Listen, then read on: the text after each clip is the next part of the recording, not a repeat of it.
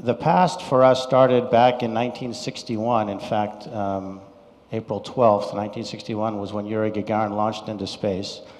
For me, it started in 1969. This image was taken by Neil Armstrong of his crewmate Buzz Aldrin on the moon. I was 11 years old when it happened. Not long before this photo was taken, I was at the beach with my family. We were frolicking in the waves, and the adults started asking the kids to leave the beach or leave the water and come up, and we thought, was there a problem? You know, are there sharks? What's going on? Well, it turns out they were all listening to transistor radios, and this was when they made the final approach and landing to the moon, and Neil Armstrong said his famous words about one small step and one giant leap. And my recollection was that adults who didn't really even know each other were sort of slapping each other on the back and congratulating each other. It was a real moment of inspiration for me. So I had already actually been interested in space. My best friend and I used to go to orbit pretty often in my closet. I had all the instruments painted on the inside of my closet door, which my mother was very happy about. But that was a phase. I was, as I said, a young boy, and I also wanted to be a football player, a fireman, an architect. I went to Mission Viejo High School. And being an astronaut was really not at the top of my list. As Amber mentioned, I'm not one of those of my colleagues who had this dream. You said 3 years old. I think some of them had it at conception.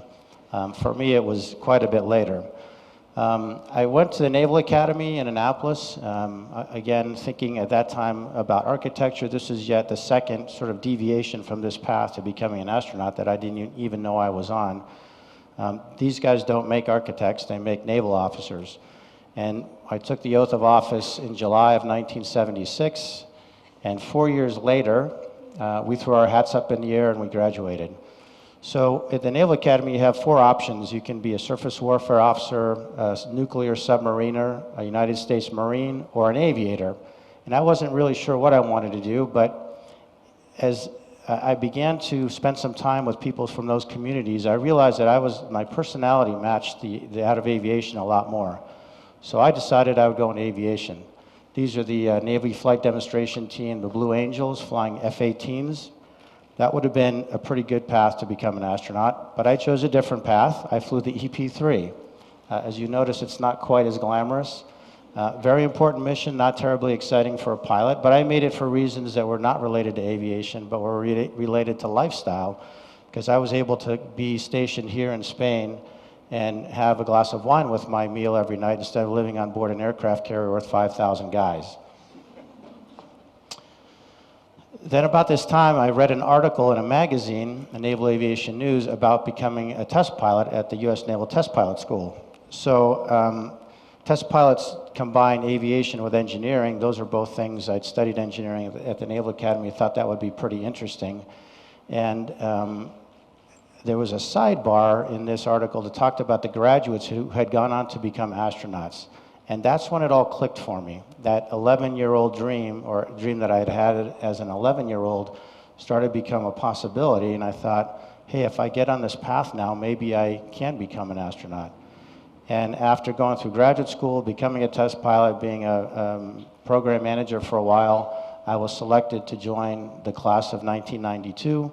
Along with 18 other folks. We had medical doctors, we had a commercial diver, we had scientists, we had engineers, and we had some foreign members join too, a couple Canadians, an Italian, a French, and a Japanese. So we embarked on what they call astronaut candidate training, or ASCAN training, which takes about a year, after which you're assignable to a space flight.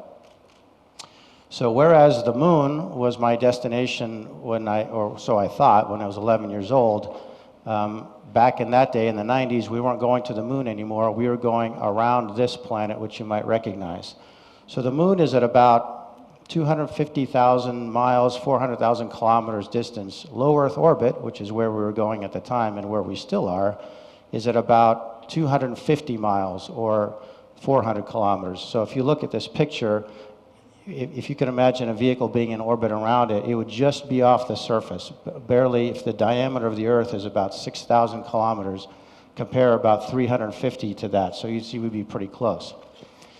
So a lot of people think that in space there's no gravity. Well, it turns out there's just about as much gravity when you're that far off the planet as there is here. So how do we stay in space? We have to go very fast.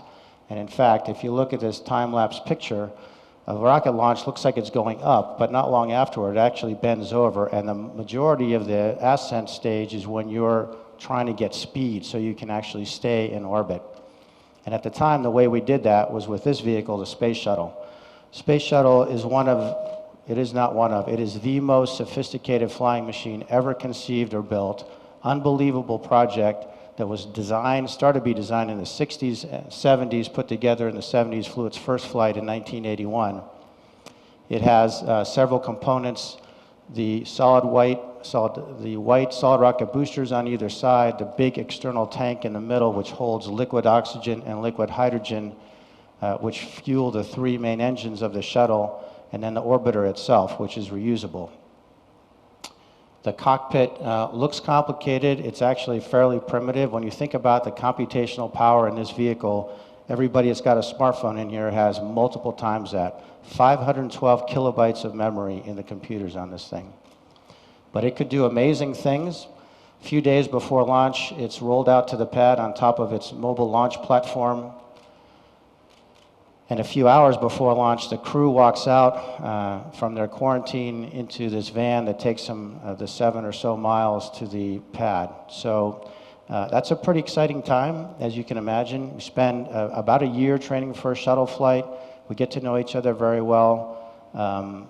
It's an exciting, but you would think that it's scary. I'll tell you the things that, when we stop in this van on the way to the launch pad, and the chief of the astronaut office says, I'd like you now to join me in the astronaut prayer.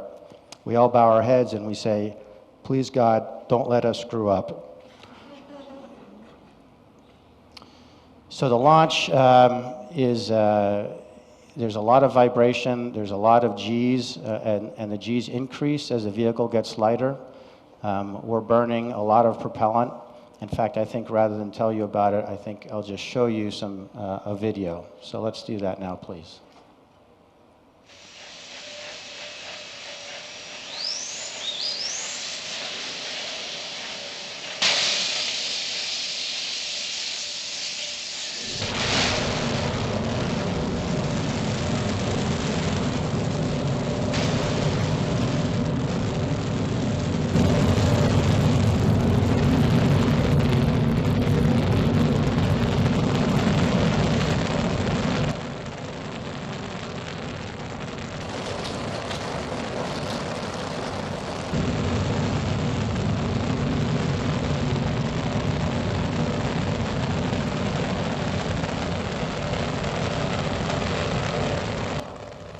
So you saw the roll to the inclination plane. You saw a little bit of vibration.